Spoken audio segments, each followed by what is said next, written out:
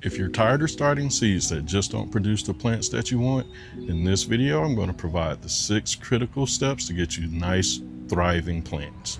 I'm Milan Turner, one of the ambassador gardeners with Bootstrap Farmer. I'm an urban gardener based here in Atlanta, Georgia, Zone 8A. These 6 steps are my proven process for raising strong, healthy seedlings, so let's get into it. Let's talk about lighting.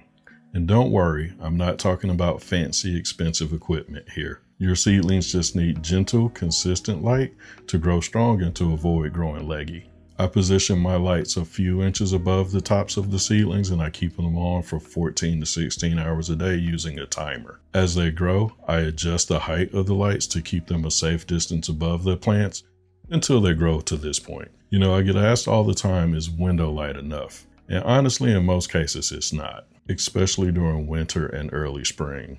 I learned this the hard way my first year growing basil indoors. I had it on a windowsill and it got tall and spindly with a lot of room in between the leaves, and that's just because it was not getting enough sunlight even though I had a south-facing window. Nothing fancy is needed when you're growing your seedlings indoors. These are just LED shop lights from a big box store, and as you can see, my seedlings are thriving. And remember, seedlings need a dark period too, so those 8 to 10 hours when the lights aren't on do benefit the plants. Now let's talk about a gentle way to water our seedlings. Forget overhead watering. Bottom watering has been a game changer for my setup.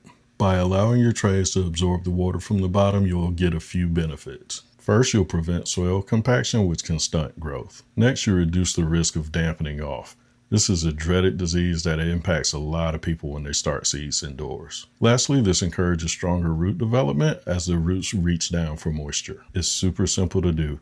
Just place your seedling trays in the 10-20 trays like this. Then add water to the trays and allow the soil to wick up the water naturally. Here's a pro tip. Use room temperature water to avoid shocking your seedlings. I actually fill my water containers the night before. Then in the morning, I add the water to the 10-20 trays. For temperature sensitive plants like these eggplants and peppers, I've seen much better success. Once your seedlings have developed their first or second set of true leaves, it's time to think about nutrition. For those started in a sterile seed starting mix, a light, balanced liquid fertilizer can be the boost they need. The key word here is a light feeding. We're talking maybe a quarter strength here. You have to be very careful to avoid fertilizer burn.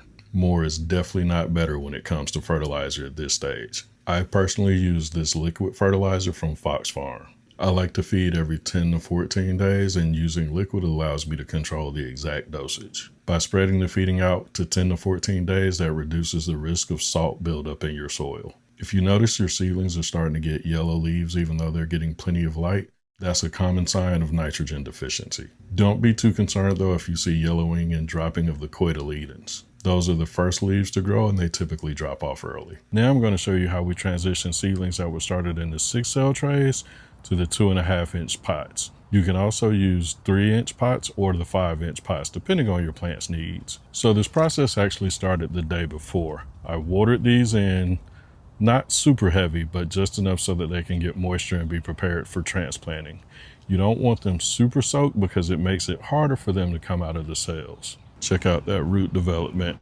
To remove the seedlings from the 6 cells, you just poke up through the bottom very gently, hold by the stems, and pull up.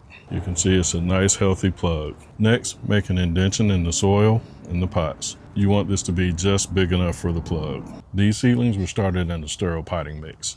So now that they're up potting, they need additional nutrients. So I added compost to more potting mix to feed the plants. Now we just take our plug and make sure that there's room in the pot, plant it at the exact same level that it was before, and then sprinkle a little additional soil. In a case like this where there are 2 peppers in one, you can actually split these. Just be very gentle and separate. Then tuck the roots down into the pot till it's standing. These you may have to plant just a little bit deeper. With peppers and tomatoes though, that's just fine. Step number 5 is hardening off, preparing our seedlings for moving outdoors. This is where patience becomes your superpower. Hardening off is the process of preparing your indoor pampered plants for outdoor conditions. Start off with 1 to 2 hours of indirect sunlight. I use this shelter area on my patio to control how much sunlight the plants get. Gradually, I increase the amount of sunlight they get over the next 7 days. If you're prone to forget, set a calendar reminder. Protecting your plants from harsh winds and direct sunlight will make them stronger as we go. If temperatures overnight are going to drop below 50 degrees, be sure to bring your warm season crops indoors. You can lose weeks or months of hard work if you skip this step, and I don't want that to happen to you. Step 6 is transplanting, the final move. When transplanting out our seedlings, ideally we want a nice mild day without any extreme weather in the forecast over the next 3 or 4 days. If you can time it for an overcast day, that's actually perfect. Today we're supposed to be partly cloudy, which I'm not seeing the clouds yet, but hopefully they'll come in here soon. Before transplanting day arrived, there are a few things that I did to prepare the beds for planting. First, I added a fresh layer of compost, not too deep, maybe an inch or two. Next, I conducted a soil test recently, and these beds tested a little bit low on nitrogen. So I added some organic fertilizer and worked that into the soil. And then I watered the beds in the day before just to make sure the soil is damp but not too wet. So with all that done, we're ready to transplant out our first set of plants. The plants that I'm planting out today are these Oregon spring tomatoes. I picked these because they can tolerate cooler temperatures, and in this greenhouse beds, I can roll down the sides if we get a cooler night to keep them warm.